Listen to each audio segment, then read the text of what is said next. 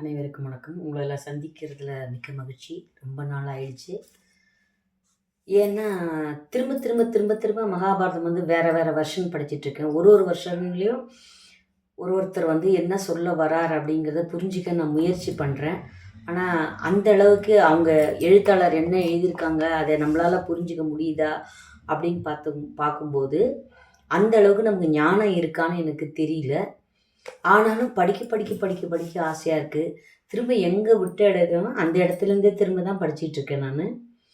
ஏன்னா, அருள் செல்வ பேரரசு என்ன சொல்றாரு, ஜெயமோகன் சார் என்ன சொல்றாரு, சுதா சேஷன் என்ன சொல்றாங்க, இலங்கை ஜெயராஜ் என்ன சொல்றாரு, அப்படின்னு பலவித வெர்ஷனு அவங்கவங்க அ ஞானத்துக்கு தகுந்த மாதிரி அவங்க அத சொல்றாங்க. ஆனா, அத புரிஞ்சுக்கக்கூடிய ஞானம் எனக்கு இருக்கா? அப்படின்னு நான் யோசனை பண்ணிக்கிட்டே என்ன பண்றேன், திரும்ப திரும்ப திரும்ப அதத்தான் நான் பார்த்துக்கிட்டே இருக்கேன். அத தான் நான் படிச்சுக்கிட்டே இருக்கேன். அதனால இந்த மகாபாரதம் வந்து இந்த ஜென்மத்தில நான் முடிக்க முடியுமா? அப்படின்னு எனக்கு தெரியல. அந்த மகாபாரதம் ஏன் படிக்கணும்? அப்படிங்கிற எனக்கு ஆசை எப்படி வந்தது அப்படின்னு கேட்டா, கொரோனா பீரியட்ல வந்து எனக்கு தெரிஞ்சவங்க, எனக்கு தெரியாதவங்க, சின்ன குழந்தைங்க, பெரியவங்க எல்லாம் காரண காரியமே இல்லாம இறந்து போகும்போது, அப்ப நான் நெனச்சேன். நாம வந்து இவ்வளோ தூரம் உயிரோட இருக்கோம்னா, இதுக்கு என்ன காரணமா இருக்கும்? நம்ம உயிர் பிழைக்கிறதுக்கு ஏதாவது ஒரு ரீசன் இருக்கணும். என்ன ரீசன் இருக்கணும் அப்டின்னா, நாம பூலோகத்துக்கு என்ன வந்திருக்கோம்? ஏதோ ஒரு பர்ப்பஸாக தான் நம்ம வந்திருக்கோம். அது நமக்கு தெரியாது. எந்த பர்ப்பஸ்க்காக நம்மள கடவுள் அனுப்பிச்சார் அப்படின்னு நமக்கு தெரியாது. அப்ப நம்ம வந்து அத கண்டுபிடிக்க முயற்சி பண்ணணும். கண்டுபிடிக்க முயற்சி பண்றோமான்னா, பொதுவா ஜென்ஸாவது ஓரளவு கண்டுபிடிக்கிறாங்க. லேடீஸ்க்கு வந்து அந்த பாக்கியம் வந்து கிடைக்கிறதே இல்ல. ஏன்னா, காலையில எழுந்தோமா, கோலம் போட்டோமா, வாச தெளிச்சோமா, அதுக்கப்புறம் வந்து சமையலுக்கு இன்னைக்கு என்ன சமையல் பண்ணணும்? என்ன காய்கறி நறுக்கணும்?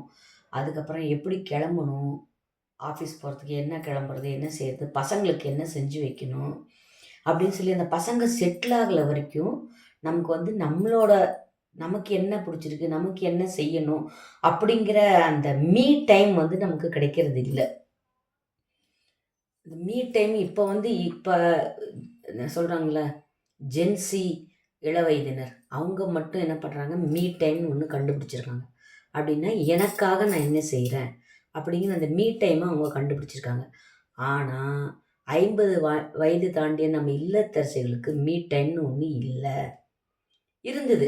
எப்படின்னா, எல்லா வேலையும் செஞ்சோம்னா, நமக்கு ஒரு 1/2 ஹவர் மிஞ்சி போனா ஒரு 1 ஹவர் கிடைக்கும். அந்த 1 ஹவர்ல முடிஞ்ச ப முடிஞ்ச பெண்கள் என்ன பண்றாங்க, சீரியல் பார்க்குறாங்க. முடியாதவங்க புக் படிக்கிறாங்க. முடியாதவங்க கதை புக் படிக்கிறாங்க. இல்ல ஏதாவது ஒரு யூடியூப் பார்க்குறாங்க. எல்லாம் செய்றாங்க. ஆனா, எனக்கு அந்த மீ டைம் எப்ப கிடைச்சது அப்படின்னு கேட்டா, எனக்கு கிடைச்சது. டெய்லி 1 ஹவர், 2 ஹவர்ஸ் கிடைச்சது. அந்த நேரத்திலயும் வந்து வாழ்க்கைக்கு உதவாத சில புத்தகங்கள நான் படிச்சேன். அட் த சேம் டைம் ஆன்மீக விஷயத்துல நாட்டம் இருந்தது. ஆனா, எதுக்காக ஆன்மீக விஷயத்த பின்தொடர்றோம் அப்படிங்கிறதுக்கான எனக்கு ஒரு அர்த்தம் தெரியல. கொரோனா பீரியட்ல தான் எனக்கு என்ன தெரிஞ்சதுன்னா, காரணம் இல்லாம கடவுள் நம்மள உயிர்ப்போட வச்சிருக்க மாட்டார் அப்படிங்கிறத நான் நம்பினேன். அப்பதான் வந்து மகாபாரதம் படிச்சேன். அப்பதான் நாங்க வந்து வீட்ல வந்து இன்டர்நெட் கனெக்ஷன் ஒண்ணு குடுத்தோம். இன்டர்நெட் கனெக்ஷன் குடுத்ததுனால, என் பசங்க நான் படிக்கிற ஆர்வத்த பார்த்து எனக்கு கிண்டில் வாங்கி குடுத்தாங்க. அந்த கிண்டில்ல ஃபர்ஸ்ட்டு அருள் செல்வ பேரரசோட மகாபாரதத்த டவுன்லோட் பண்ணி நான் படிக்க ஆரம்பிச்சேன். அவரு வந்து அப்படியே எதார்த்தமா எழுதியிருக்காரு. கடவுள ரொம்ப ஒரு உயர்ந்த இடத்துல வச்சு, பக்தி பரவசத்தோட அவர் எழுதியிருக்காரு அருள் செல்வ பேரரசு. அவரோடது 8 பருவம் படிச்சேன். ஆனாலும் எனக்கு அந்த கேரக்டர் பேரு எனக்கு ஞாபகம் வரல. ஏன் நம்ம இவ்ளோ கஷ்டப்பட்டு அந்த மகாபாரதம் படிக்கிறோம்? அதுவும் எனக்கு தெரியல. ஆனா, அந்த கொரோனா பீரியட்ல எனக்கு ஒண்ணு மட்டும் புரிஞ்சுது. என்னன்னா, நான் வந்து மகாபாரதம் படிக்கணும்னு ஆசைப்பட்டுருக்கேன். மகாபாரதத்துல எங்கேயாவது அந்த போர்ல வந்து ஒரு போர் வீரனா இருந்திருக்கலாம். இல்ல, அங்க ஹஸ்தினாபுரத்துல ஏதாவது ஒரு உயிரினமா நான் பிறந்திருக்கலாம். எனக்கு மகாபாரதத்தின் மேல ஒரு ஆசை இருந்திருக்கலாம். அத படிக்காம என்னோட போன பிறவி நான் இறந்து போயிருக்கலாம். ஸோ இந்த பிறவிலாவது அந்த மகாபாரதத்த முழுமையா படிக்கணும்னு நான் நெனச்சேன். அப்படி முழுமையா படிக்க முடியாம இப்பவும் எனக்கு நெறைய இடைஞ்சல்கள் இருக்கு. இடைஞ்சல்கள் இருக்குன்னு சொல்றத விட, அதுக்கான வயச தாண்டிட்டேன். இப்போ ஒரு 30 வயசில் படிச்சிருந்தாங்கன்னா கேரக்டர் நேமு, அவங்க என்ன சொல்ல வராங்க அப்படிங்கிறது இன்னும் தெளிவாக தெரிஞ்சிருக்கும். 55 வயசுக்கு கேரக்டர் வந்து நிறைய வருது அதில். அந்த நிறைய கேரக்டர் நினைவு வச்சுக்க முடியல. என்னதான் எழுதி வச்சாலும் நம்ம வந்து அந்த நேரத்துக்கு ஞாபகம் இருக்கிறத திரும்ப வந்து அந்த கேரக்டர்ஸை ஞாபகப்படுத்த முடியல. ஆனால் நம்ம சுதா சேஷன் என்ன சொல்கிறாங்கன்னா, நீங்கள் கேரக்டர்ஸ் வந்து மனப்பாடம் பண்ண வேண்டிய அவசியமே இல்லை. தெரியலையா, அதை பற்றி கவலைப்பட வேண்டிய அவசியமே இல்லை. மகாபாரதத்தில் இருக்கிற வருகின்ற ஒரு ஒரு கதையும் ஒரு ஒரு நோக்கம் இருக்குது. அந்த நோக்கத்தை நம்ம தெளிவுற புரிஞ்சுக்கணும். ஃபஸ்ட் நோக்கம் என்ன? சஞ்சயனுக்கு திருதராஷ்டிரனுக்கும் சஞ்சயனுக்கும் ஃபஸ்ட்டு என்ன பண்ணுறாரு? கிருஷ்ணர் வரார். மகாபாரத யுத்தம் நடக்கும்போது நான் உனக்கு ஞான பார்வை அளிக்கிறேன் திருதராஷ்டிரா, நீ உட்கார்ந்த மாதிரி அந்த போர்க்களத்தை பார்க்கிறாயா அப்படின்னு கேட்குறாரு. ஆனால் திருதராஷ்டிரன் என்ன சொல்கிறான்? எனக்கு அந்த கண்ணு வேண்டாம் அப்படின்னு சொல்லிட்டான். சரி, அப்போ சஞ்சயா நான் உனக்கு தரேன், அந்த கண்ணை வச்சு நீ அங்கே என்ன நடக்கிறதுங்கிறத நீ அவருக்கு திருதராஷ்டிரனுக்கு பார்த்து சொல்லுன்னு சொல்ற. சஞ்சயன் வந்து மனப்பூர்வமாக மிகுந்த சந்தோஷத்தோட இதை பார்க்கறதுக்கான வாய்ப்பு நமக்கு கிடைச்சிது அப்படின்னு சொல்லி அவர் என்ன பண்ணுறாரு? அதை வாங்கிக்கிறார். அதை வாங்கிக்கிட்ட உடனே சந்தோஷப்படுறார். கண்ணனோட 3 விஸ்வரூப தரிசனங்களை அவர் பார்க்குறார். சஞ்சயன் பார்க்குறார். இந்த மகாபாரத கதை கோரும் அதுதான்.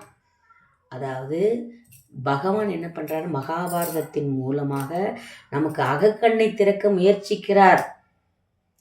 வியாசரோட நோக்கம் அதுதான். வேதங்களை வந்து மனுஷனால் படிக்க முடியாது, படித்தாலும் புரிஞ்சிக்க முடியாது, புரிஞ்சின்றாலும் அதை ஃபாலோ பண்ண முடியாது. அதனால் அதெல்லாம் வந்து சிம்பிளிஃபை பண்ணி அவர் கதை மூலமாக சொன்னால் எளிய ஜனங்களுக்கு புரியும் அப்படின்னு நினச்சி இந்த வியாசர் வந்து இதை கதையாக எழுதியிருக்கார். அதை படித்தாலும் எக்ஸாக்டாக புரியறதுக்கு அதுக்கு தனி ஞானம் வேணும். அந்த ஞானம் இருக்கா இல்லையான்னு எனக்கு தெரியாது. ஆனால் அந்த கதையோட முக்கியமான கோர் என்ன? ஒருத்தன் மகாபாரதம் படிக்கும்போது ஆட்டோமேட்டிக்காக அதில் ராமாயணம் படிப்பான். ஆட்டோமேட்டிக்காக அதில் வந்து பகவத்கீதை வரும். அதில் நலன் சரித்திரன் வரும், நலன் தமயந்தி கதை, பரதன் கதை வருது, துஷ்யந்தன் பரதன். ஒரு கதையிலும் ஒரு நீதி இருக்குது. அந்த நீதியை புரிஞ்சுக்கிறதுக்கு அதுதான் மகாபாரதத்தோட நோக்கம். எப்படி? நான் அகக்கண்ணை திறந்து நான் உலகத்தை பார்ப்பேன் அப்படிங்கிறது மகாபாரதத்தோட நோக்கம். ஆனால் நான் திருதராஷ்டிரன் மாதிரியே கண்ணை மூடிட்டு இருக்கேன், எவ்வளோ காவியம் இருந்தாலும் நான் படிக்க மாட்டேன், நான் வந்து என்னோடய வழியில் தான் போவேன் அப்படிங்கிறவங்களுக்கு இது சேனல் கிடையாது. மகாபாரதம் என்ன சொல்லுது? ஒரு கதையும் ஒன்றும் இல்லை. மகாபாரதத்தில் வந்து அந்த விசித்திர வீரியன், சித்திராங்கதன்லாம் பிறக்கிறாங்க. பாண்டு பிறக்கிறதும் அதுக்கப்புறம் திருதராஷ்டிரன் பிறக்கிறதும் ஒரு கதையில் சொல்கிறாங்க. எப்படி? கணவன் மனைவி ஒன்று சேரும்போது அந்த வியாசரோட தோற்றத்தை பார்த்து அந்த அம்பிகை வந்து கண்ணை மூடிக்கிறார். ஏன்னா அவர் வந்து பல நாள் குளிக்காத ஒரு உடம்பு, அந்த தாடி எடுக்கலை, ரொம்ப அருவருக்கத்தக்க உடல் அமைப்பு. அதை பார்த்த உடனே அந்த அம்பிகை என்ன பண்ணிக்கிற? கண்ணை இருக்க மூடிக்கிறார். கண்ணை இருக்க முடியும்னு வெளியே வந்தோடனே சத்தியவதி கேட்குறான், இந்த குழந்தை வந்து நல்லா இருக்குமா அப்படின்னு கேட்டோன்னே அவன் குழந்தை ஜனிச்சிருச்சு, அவன் 1000 யானை பலத்தோடு இருப்பான். ஆனால் கண்களை அவர்கள் வந்து ஒரு சிறிய தவறு செய்தாள் அப்படின்னு சொல்கிறார். என்ன தவறு அப்படின்னு சத்தியவதி கேட்கும்போது அவர் சொல்கிறாரு, கண்ணை இறுக மூடிட்டா, அது அப்படி மூடின்றதுனால பிறக்கிற குழந்தை வந்து குருடனாக பிறப்பான் அப்படின்னு ஒரு கொடுத்தார். சரி, அதுக்கப்புறம் அம்பாலிகாட்ட போகிறாங்க. அம்பாலிகா என்ன பண்ணுறா? அவரை பார்த்த உடனே உடல் வெளுத்து போகுது அவளுக்கு. அப்படியே அந்த ரத்தம்லாம் உடனே குறைஞ்சி போய் இது அனிமியா மாதிரி அந்த லுக்குக்கு வந்துடுறாவ. ரீசன் என்னென்னா, அவளுக்கு பார்த்தோன்னே அவளுக்குமே ஒரு அருவருப்பு, பிடிக்கல. மாமியாரோட கட்டாயத்தின் பேரில் அவர் வந்து அந்த வியாசரோட இருக்கா. அப்போ உடல் வெளுத்ததுனால இப்போ வந்து இப்போ அவள் எப்படி இருப்பா, குழந்தை எப்படி இருக்கும் அப்படின்னு சத்தியவதி கேட்கும்போது அவர் சொல்கிறார்.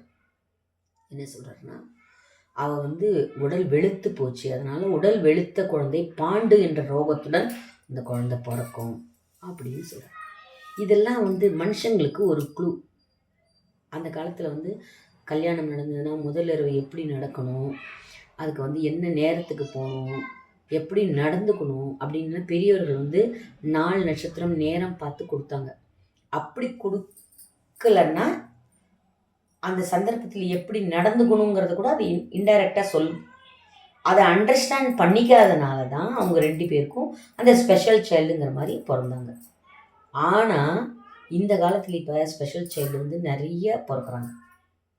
ஏன்னா யார் வேணால் எப்போ வேணால் எப்படி வேணால் இருக்கலாம் அப்படிங்கிற மாதிரி அந்த மனநிலையில் இருக்கிறதுனால அந்த குழந்தைங்களோட வளர்ப்பு வந்து சரியில்லை.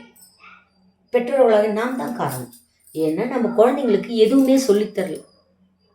இந்த மகாபாரதம் திரும்ப திரும்ப என்ன சொல்கிறேன்னா, ஒரு குழந்தை ஜனிக்கும் போது எப்படி இருக்கணும், ஜனிச்ச பிறகு எப்படி குழந்தைங்களை வளர்க்கணும் அப்படிங்கிறது குந்தியும் காந்தாரியும் வந்து உதாரணம். குந்தி குழந்தைங்களை வளர்த்த மாதிரி காந்தாரி வளர்க்கலை. எப்படி வளர்க்கக்கூடாது அப்படிங்கிறதுக்கு காந்தாரி ஒரு மிகச்சிறந்த உதாரணம். எப்படி வளர்க்கணும் அப்படிங்கிறதுக்கு குந்தி ஒரு மிகச்சிறந்த உதாரணம். ஏன் நம்ம மகாபாரதம் படிக்கிறோம் அப்படின்னா, தர்மன் இருக்கான் இல்லையா, ஏன் வந்து பஞ்ச பாண்டவர்கள் நம்ம இன்றைக்கும் போடுறோம் அப்படின்னா, எந்த ஒரு சந்தர்ப்பத்திலும் அவங்க தர்மத்தை மீறி நடக்கலை. அதனால தான் மகாபாரதம் வந்து இத்தனை யுகங்கள் கழிந்தும் நம்ம வந்து அதை படிக்கிறோம். ஆனால் எப்படி நடக்கக்கூடாது அப்படிங்கிறதுக்கு துரியோதனன் ஒரு உதாரணம். மகாபாரத கதை நிஜமாக அதுதான் சொல்லும். எப்படி நடந்துக்கணும், எப்படி வந்து ஒரு கணவனோட இருக்கும்போது எப்படி இருக்கணும், கல்யாணமான பின்பு எப்படி இருக்கணும் அப்படிங்கிறதுக்கு திரௌபதி, குந்தி அவங்களாம் உதாரணம். குந்திக்கு திருதராஷ்டிரன் பண்ண கெடுதல் 1 இல்லை 2 இல்லை. அந்த குழந்தைங்களை கொலை செய்ய வச்சது, அதுக்கப்புறம் அவங்களுக்கு விஷம் கொடுத்தது, அதுக்கப்புறம் அவங்கள கொண்டு போய் பீமனை கொண்டு போய் கங்கையில் எரிஞ்சது, அரக்கு மாளிகைக்கு தீ வச்சது அப்படின்னு அவ்வளோ தவறு திருதராஷ்டிரனும் துரியோதனனும் செஞ்சிருந்தாலும் கூட கடைசி காலத்தில் குந்தி அவங்கள விட்டுட்டு நிர்கதியாக போகலை. குந்தி என்ன சொன்னான், கண்ணன் வந்து கூப்பிட்றான், நாளைக்கு வந்து வனம் எரிய போகுது குந்தி, நீ என்னோட அத்தை, என்னோட பக்தை, அதனால் வந்து நான் இன்றைக்கி சொல்கிறேன், தயவு செஞ்சு இந்த இடத்த விட்டு நீ தப்பிச்சு போயிடு அப்படின்னு கிருஷ்ணர் கேட்குறாரு.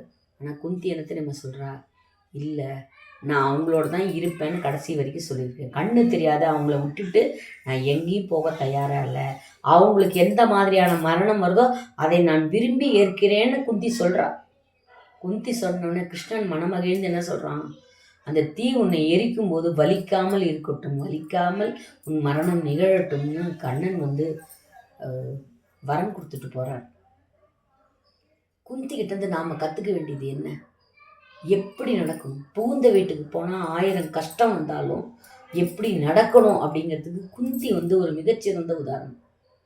திரௌபதி சொல்கிறா, திரௌபதி வந்து காட்டில் வனவாசம் பண்ணும்போது சத்யபாமா பார்க்க வரா, கிருஷ்ணனோட மனைவி சத்யபாமா பார்க்க வரா. பார்க்க வரும்போது அவள் கேட்குறா, ஒரு கணவனை வைத்துன்னு என்னால் சமாளிக்க முடியல, நீ உனக்கு 5 கணவர்கள் இருக்காங்க, எப்படி நீ சமாளிக்கிற அப்படின்னு சத்யவதியை கேட்குறா. சத்யவதி சொல்கிறா, திரௌபதி சொல்கிறா, நான் வந்து 5 பேருக்கு என்ன பிடிக்கும்னு எனக்கு நல்லா தெரியும். 1000 வேலைக்காரர்கள் இருந்தால் கூட என் மாமியாருக்கு நானே உணவு பரிமாறுவேன். என் மாமியாருக்கு நானே தான் வந்து அவங்க குளிச்சாங்கன்னா அவங்க ட்ரெஸ் எல்லாம் எடுத்து நான் தான் கொடுப்பேன். அதுக்கப்புறம் என் கணவன் மாணவர்களுக்கு உணவு பரிமாறுவேன். அவங்க வெளியில் போயிட்டு வந்தால் தண்ணி எடுத்து கொண்டு வந்து கொடுப்பாளாம். எத்தனை வேலைக்காரி இருந்தாலும் அது கொடுக்குறது திரௌபதி.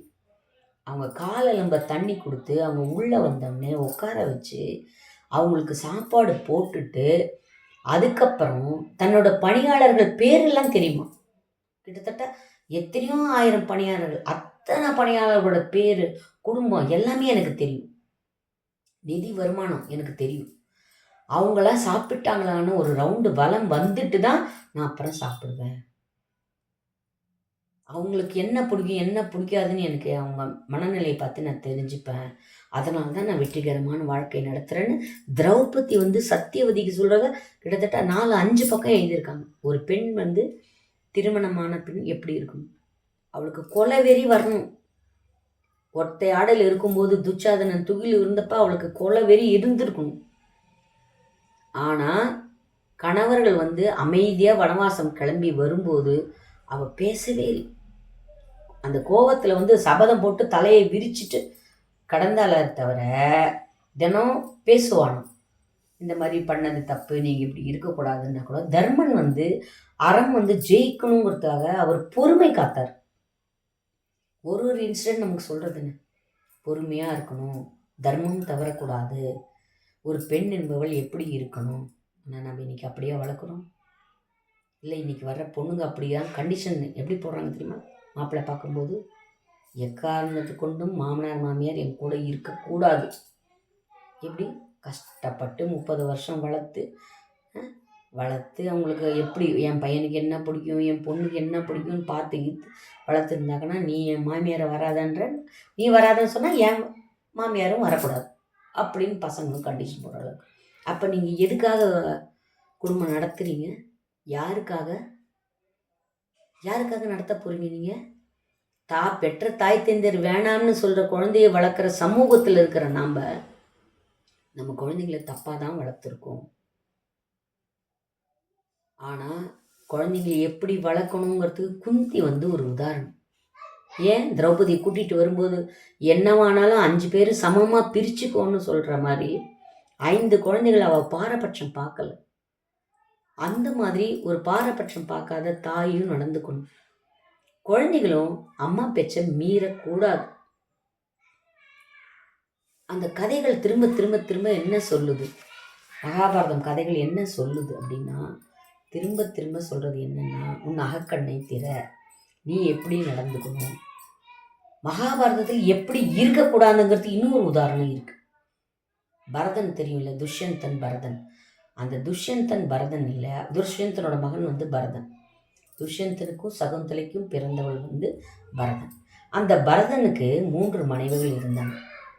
அந்த 3 மனைவிகள் வாயிலா 9 குழந்தைகள் பிறந்தது.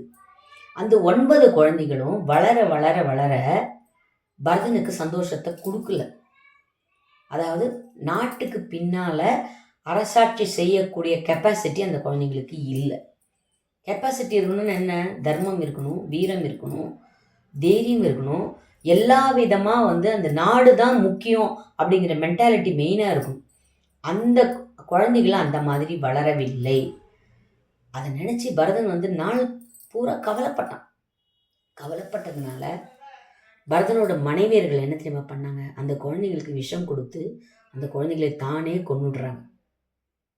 அதுக்கப்புறமா பரதன் வந்து சுனந்தை அப்படிங்கிற இன்னொருத்தரை கல்யாணம் பண்ணிக்கிறார். அவர் வேற ஒரு பெண்ணை கல்யாணம் செய்து பரத்வாஜரின் அருளால் பிறந்தான், இன்னொரு மகன் பிறந்தான். அவன் தான் பூமன்யு. ஏன் அவனுக்கு பூமன்யுன்னு பேர்?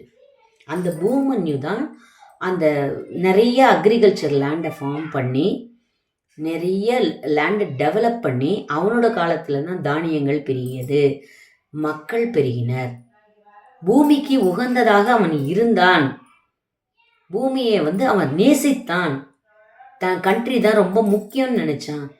பேர் காரணம் பாருங்க, பூமன்யு அப்படின்னு அவனுக்கு பேர் கொடுத்தாங்க.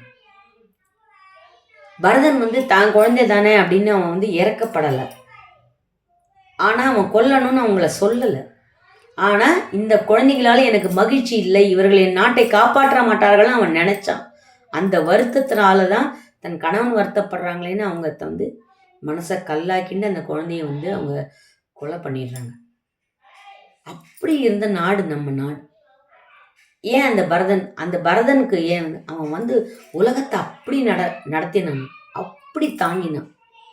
அவ்வளோ ஒரு நல்ல விசுவாசமாக அவன் தாங்கினால்தான் நம்ம வந்து நம்ம பாரத தேசத்துக்கு பரதனை கொண்டு நாம் பேர் வைக்கிறோம்.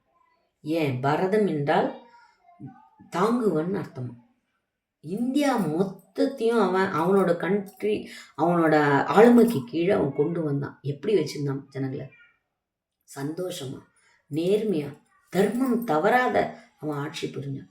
அதனால தான் நம்ம வந்து பாரத்ன்னு நம்ம சொல்கிறதுக்கு ரீசன் என்ன? பரதன். இப்போ இருக்கிற கதைகளை வந்து நாமளும் படிக்கலை, நம்ம பசங்களுக்கும் சொல்லலை. பசங்களுக்கு சொன்னாதான் இன்றைக்கி வந்து ஒரு ரயில்வேயில் வந்து ஒரு வடநாட்டு பையனை கூப்பிட்டு போய் 5 பேர் வந்து 20 முறை கத்தி வீசி அவனை கொலை பண்ண முயற்சி பண்ணியிருக்காங்க. எங்கே தவறாச்சு? இப்பேற்பட்ட இதிகாசம் பிறந்த நம்ம நாட்டில் குழந்தைங்களுக்கு நம்ம தேவையான அளவு எப்படி இருக்கணும் அப்படிங்கிறது நம்ம சொல்லலை. இந்த மாதிரி குழந்தைங்களை பெற்றதுக்காக நம்ம வருத்தப்படணும், கஷ்டப்படணும். அது பரதன் பண்ணான். ஆனால் நாம் பண்ணுறோமா? இல்லை. நேற்றுக்கு ஒரு ஹோட்டலுக்கு சாப்பிட போனால் எல்லாரும் சாப்பிட்டுட்ருக்காங்க. அங்கே ஒரு 5 வயசு குழந்தை அது வருது. கூட அவங்க தாத்தா பாட்டி சொல்ல வந்து இப்போ இருக்கிற குழந்தைங்க கேட்குறது கிடையாது. அது சாப்பிட்டுக்கிட்டே மொபைல் பார்க்குது அந்த 1/2 hour. அது யாரோட வளர்ப்பு சொல்லுங்க? நீ ஏன் குழந்தைய என்கேஜ் பண்ணல? சாப்பிட்டுக்கிட்டே ஒரு குழந்தை மொபைலை பார்க்குறாங்க. இந்த குழந்தைன்னு இல்லை, நீங்கள் எந்த குழந்தைய வேணால் எடுங்க. இப்போ வந்து ஜென்சி சொல்கிறாங்களே, இந்த குழந்தைங்க எல்லாம் மொபைல் ஒரு கையுமா சாப்பாடு ஒரு கையுமா தான் சாப்பிட்றாங்க. அது தப்பு நம்மளோட.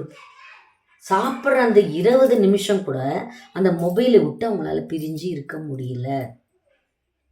அந்த மாதிரி வளர்த்தது யார் தப்பு? நம்ம தப்பு. ஏன் அந்த குழந்தைய அந்த 20 நிமிஷம் உன்னால் என்கேஜ் பண்ண முடியல? நம்மளை பண்ணாங்க தானே. நிலாவை காமிச்சாங்க, அங்கே காமிச்சாங்க, கதைகள் சொன்னாங்க, அப்படி வளர்த்தாங்க. ஒரு பாட்டி இல்லைன்னா தாத்தா இருந்தாங்க, தாத்தா இல்லைன்னா சித்தப்பா இருந்தாங்க, சித்தப்பா இல்லைன்னா மாமா இருந்தாங்க, அப்படி வளர்த்தாங்க. கதை கேட்டு வளர்ந்தோம். ஆனால் நம்ம ஜென்ரேஷன் கதைன்னா என்னன்னு தெரியுமா? தெரியாது. நம்ம குழந்தைகள் வளர்ப்பில் ரொம்ப தவறு பண்ணிட்டோம். நான் என்ன நினைக்கிறேன், இனிமேல் என்னோட பேர குழந்தைங்களாவது இந்த மகாபாரத கதையை படிக்கணும், அதை விரும்பி கேட்கணும் அப்படிங்கிறத என்னோட ஆசை. எனக்கு என்ன புரிஞ்சுதோ அதை உங்களுக்கு சொல்லலான்னு இருக்கேன். நன்றி, வணக்கம். கதை பிடிச்சிருந்தா கண்டிப்பாக சப்ஸ்கிரைப் பண்ணுங்கள், ஃப்ரெண்ட்ஸுக்கு ஷேர் பண்ணுங்கள். நன்றி, வணக்கம்.